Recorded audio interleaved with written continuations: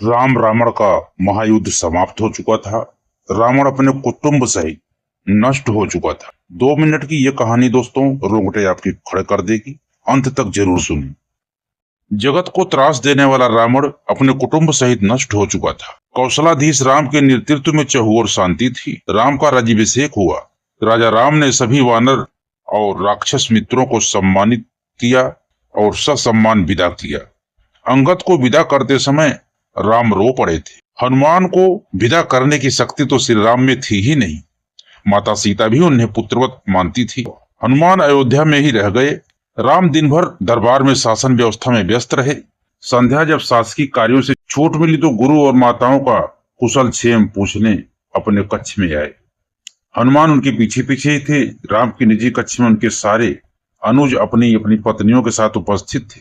वनवास युद्ध और फिर अनंत औपचारिकताओं के पश्चात यह प्रथम अवसर था जब पूरा परिवार एक साथ उपस्थित था। राम सीता लक्ष्मण को तो नहीं, कदाचित अन्य वधुओं को एक बाहरी अर्थात हनुमान जी का वहां होना अनुचित प्रतीत हो रहा था।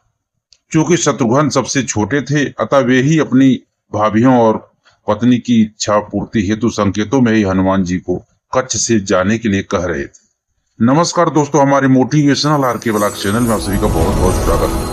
दोस्तों, आज का प्रसंग बहुत ही मार्मिक है। आप लोग पूरा जरूर सुने और कमेंट में जय श्री राम लिखकर भगवान श्री राम का आभार जरूर व्यक्त करें, ताकि आपके पूरे घर परिवार पर भगवान की कृपा सदैव बनी रहे। तो दोस्तों, देर न करते हुए वीडियो को हम आगे बढ़ाते हैं। क्योंकि शत्रुघ्न सबसे छोटे थे, अतः वे ही अपने भाभियों और पत्नी की इच्छा पूर्ति हेतु संकेतों में ही हनुमान को कच्छ से जाने के लिए कह रहे थे। पर आश्चर्य की बात कि हनुमान जैसा ज्ञाता भी यह मामूली संकेत समझने में असमर्थ हो रहा था।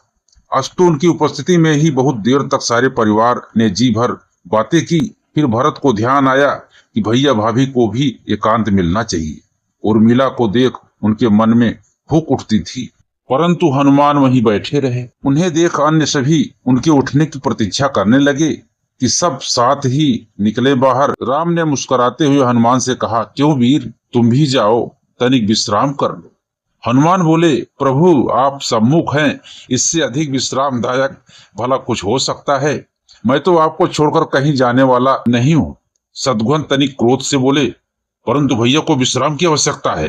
कपीश्वर, उन्हें एकांत चाहिए। हाँ, मैं तो कौन सा प्रभु के विश्राम में बाधा डालता हूँ। मैं तो यहाँ इनके पैरों के पास बैठा हूँ। आपने कदाचित सुना नहीं, भैया को एकांत की आवश्यकता है। पर माता सीता तो यही है, वे भी तो नहीं जा रही हैं।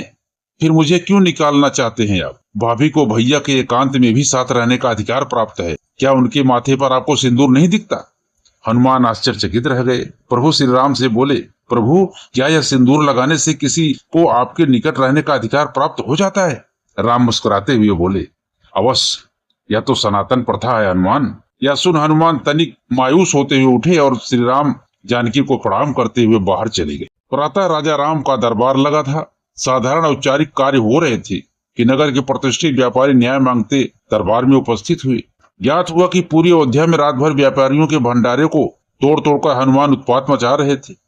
राम ने यह सब सुना और सैनिकों को आदेश दिया कि हनुमान को राजसभा में उपस्थित किया जाए। राम आज्ञा का पालन करके सैनिक अभी निकले भी नहीं थे कि केसरिया रंग में पुते हनुमान अपनी चौड़ी मुस्कान और हाथी जैसी मस्त चाल से चलते हुए राजसभा में उपस्थित हुए। उनका पूरा शरीर सिंदूर से पटा हुआ था। एक एक पग धरने पर उनके शरीर से एक एक शेर सिंदूर भूमि पर गिर जाता था। उनकी चाल के साथ पीछे की ओर वायु के साथ सिंदूर उड़ता रहता। राम के निकट आकर उन्होंने प्रणाम किया। अभी तक सन्न होकर देखती सभा एकाएक जोर से हंसने लगी। अंततः बंदर ने बंदरों वाला ही काम किया। अपनी हंसी रोकते हुए सौमित्र लक्ष्मण बोले, यह क्या किया कपिश्रेष्ठ? यह सिंदूर से स्नान क्यों? क्या यह आप बानरों की कोई प्रथा है? हनुमान प्रफुल्लित स्वर में बोले, अरे नहीं भैया, यह तो आर्यों की प्रथा है। मुझे कल ही पता चला कि अगर एक चुटकी सिंदूर लगा लो तो प्रभु श्री राम के निकट रहने का अधिकार मिल जाता है। तो मैंने सारी अयोध्या का सिंदूर लगा लिया। क्यों प्रभु, अब तो मुझे कोई आपसे दूर नहीं कर पाएगा ना? सारी सभा हंस रही थी और भरत हाथ जोड़े अश्रु बहा रहे थे। यह देख शत्रुघ्न जी बोले, भैया सब हंस रहे हैं, आप रो रहे हैं, क्या हुआ? भरत स्वयं को संभालते हुए बोले, अनुज तुम देख नहीं रहे, वानरों का एक श्रेष्ठ नेता वानर राज का सबसे विद्वान मंत्री, कदाचित संपूर्ण मानव जाति का सर्वश्रेष्ठ वीर, सभी सिद्धियों सभी निधियों का स्वामी, वेद पारंगत, धर्म शास्त्र मर्मज्ञ, यह कपिश्रेष्ठ अपना सारा गर्व ज्ञान भूलकर कैसे राम भक्ति में लीन है। राम की निकटता प्राप्त करने की कैसी उत्कंठा इच्छा जो यह स्वयं को भूल चुका है। ऐसी भक्ति का वरदान कदाचित ब्रह्मा भी किसी को न दे पाए। मुझ भरत को राम का अनुज मान भले कोई याद कर ले, पर इस भक्त शिरोमणि हनुमान को संसार कभी नहीं भूल पाएगा। हनुमान को बारंबार प्रणाम। जय श्री राम, जय श्री हनुमान। मित्रों, तो दोस्तों आज का वीडियो आपको कैसा लगा? अगर जानकारी आपको अच्छी लगी हो मित्रों तो एक लाइक जरूर करें, और चैनल नए हैं तो चैनल को सब्सक्राइब करके बेल आइकन को जरूर प्रेस करें, ताकि ऐसा ही अपने गीता, भागवत, रामायण, महाभारत का कुछ न कुछ ज्ञान आपको हमेशा मिलता रहे। तो मिलते हैं दोस्तों अगली वीडियो में। और आपका यदि कोई राय हो, कोई सुझाव हो तो कमेंट में जरूर दे दोस्तों। सनातन को आगे बढ़ाने की हमारी छोटी सी जो प्रयास है, इसमें आप लोग सहयोगी बने।